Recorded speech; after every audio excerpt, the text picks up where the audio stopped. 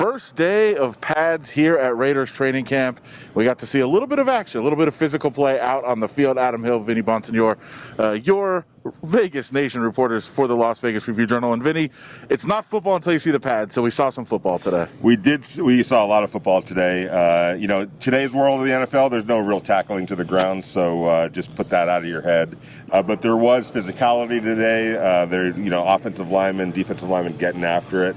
If you envision Jonathan Abrams dropping the hammer, you would have easily seen the possibility of that today, because there were plenty of times where he was in position to just waylay somebody and had the discipline to pull off and not do it. But somebody who really stood out to me was Cleve Farrell as a dominant force.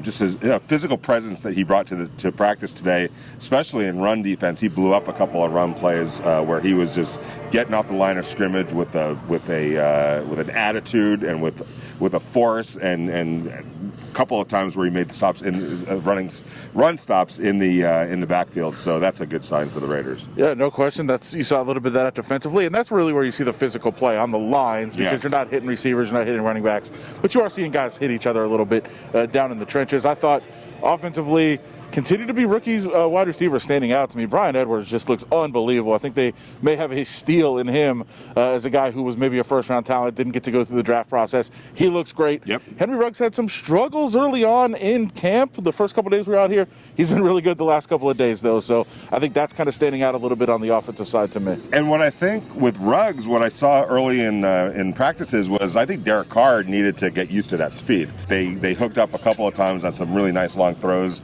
today. There were a couple of times where Henry, forget exactly who the quarterback was. I think Mariota on maybe one or two of the plays where he was working the middle of the field as well. So you can see, you get the ball in his hands on those crossing kind of patterns where he's got a lot of real estate to use. But I'm with you on Bryan Edwards. Wow, what a talent, and we'll see if it translates to the actual games. But he's in position to really have a big mark in his rookie year, being drafted as low as he did. We also saw Maxx Crosby out there today in pads. We got to speak to him a little bit. One thing that jumped out to me, once again, he's asked who's standing out.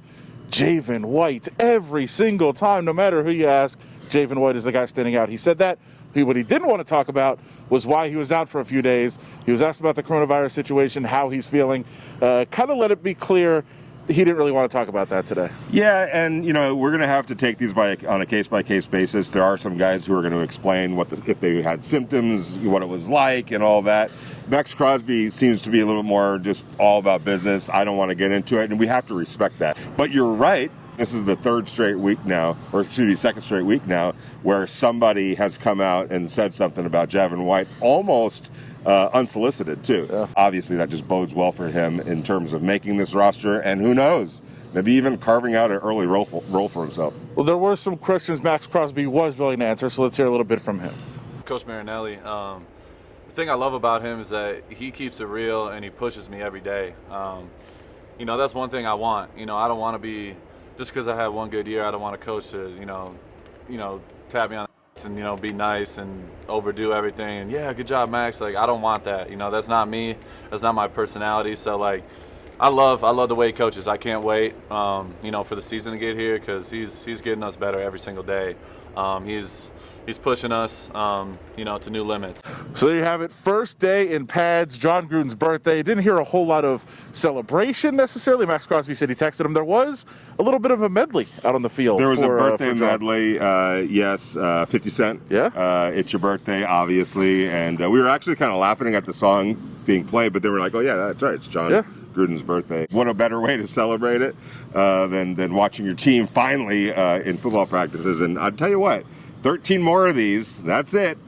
No preseason game, 13 more padded practices, and then it's full-on preparation week for the Carolina Panthers. I don't know how these guys are going to do it, because you have to balance evaluating players with getting ready for a season and putting a install and all that, because you want to get good looks at guys and young players, but at the same time, you don't have a whole lot of time to get your core stuff in with your first team and second team players. So there's a balance that they're going to have to really, a weird line that they're going to have to walk. The strange offseason continues, and ramping up, getting closer to the season. The countdown begins, as Vinny said, 13 more of these practices to go. We'll be here bringing it all to you here with Vegas Nation, with the Las Vegas Review Journal. Adam Hill, Vinny Bonsignore. We'll talk to you guys again tomorrow.